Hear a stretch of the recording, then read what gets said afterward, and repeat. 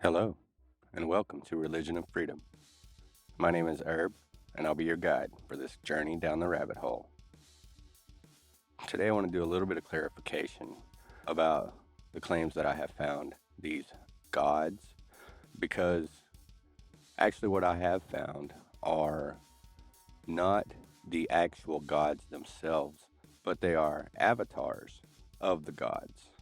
Even though the Native American ones, the Aztec, did not call the dragons avatars of the gods, they did distinguish that they turned themselves into the dragons. So that would to me suggest that they were actually just avatars that they made. And just like the Hindu ones, they used them to shape and mold the world that we see today. The only one that wasn't an avatar so far that I've found is the mermaid, Tlaloc. She was just a sea monster created by Quetzalcoatl and Tezcatlipoca. For what purpose, we don't really know, but I have an assumption that she was here to kill the dinosaurs, giants, and things that were harmful to normal-sized human beings. And she is also responsible for cleaning up the seas of all of the crazy sea monsters that we heard legends of hundreds of years ago. I mean, even the Christians say that the last flood was to kill the giants and other abominations that had been made. And so this event definitely could have been that event. It explains a lot of things. As you can see here, and the story says, Tezcatlipoca held her down right there where she is. Maybe they struggled to get her over to the land, but he pulled her up to the land and he anchored her down. And she's a fish, so she had to have flopped.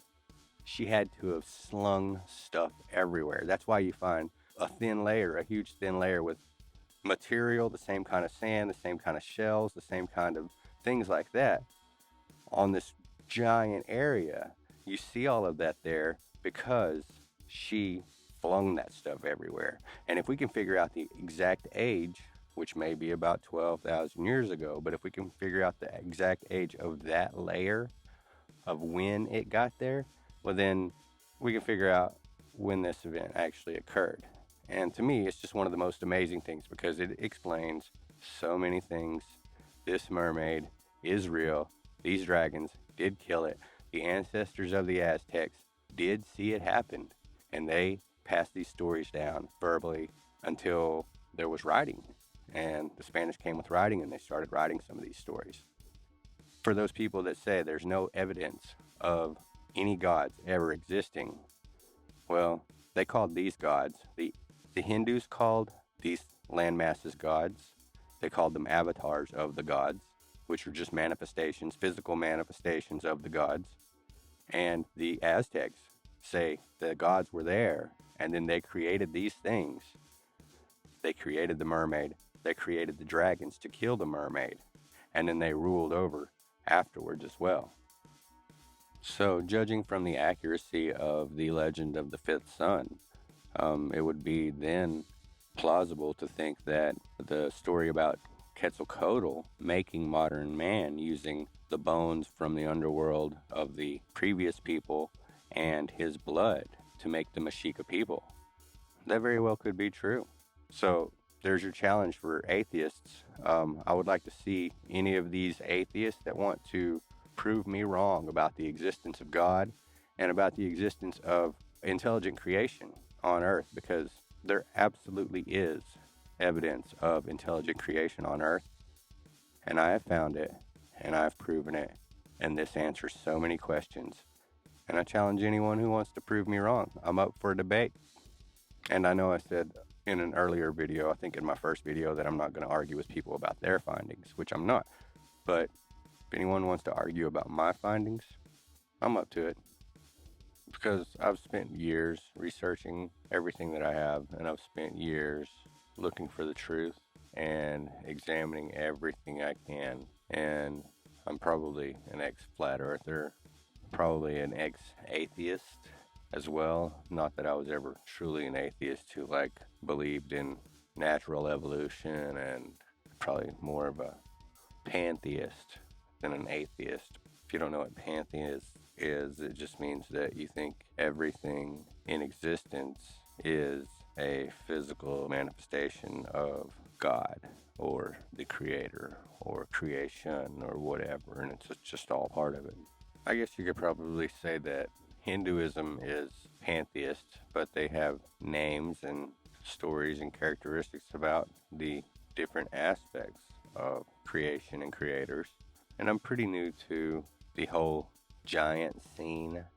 I never really thought about it before. I saw Mud Fossil University videos, and then that kind of opened my eyes and made me look on Google Earth to see what I could find. And after doing some research, I guess they made the mermaid to kill all the giants, and the giants all had gold in their blood, and she basically consolidated a lot of the gold that was on the planet running around in the bodies of those giants. And she ate them all, she digested them all, the gold became part of her body and part of her blood. And then the two dragons were made to kill her, and she bled out all that gold everywhere. And she made a whole lot new land and a whole lot of resources and really good stuff for the people. She made it inhabitable for these little folks like us to run around here safely. And the Aztecs taught this to their children. They reminded them and didn't let them forget that this god, this mermaid, she's the reason why we have everything we have here.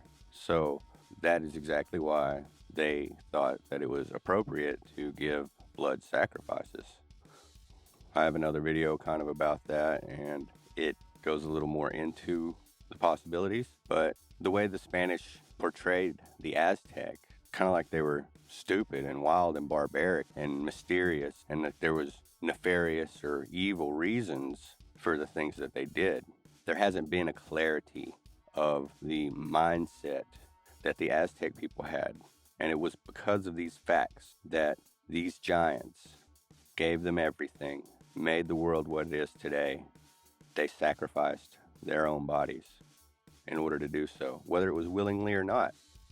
That explains part of why the Aztec people were so inclined to sacrifice their own blood and their own bodies to ensure that the debt was paid, because they knew everything they had came from the bodies of those gods.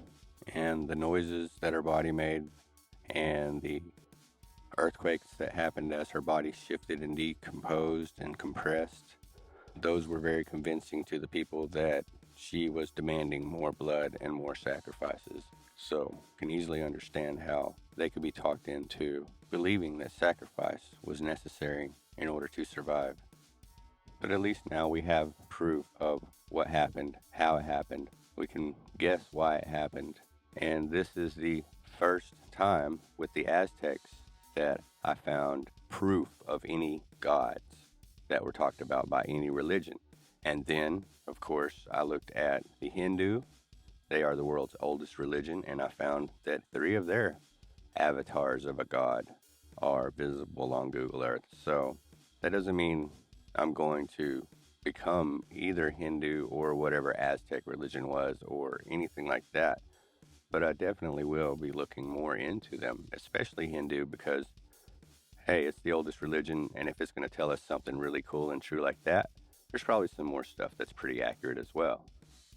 So I'm still going to be looking around and searching for more stuff that is true that we can prove about the existence of gods. But, I could be completely wrong about everything, but I sure would like for someone to discuss it with me. I can't get anybody to. Not even the flurf debunkers or the tinfoil hat hecklers.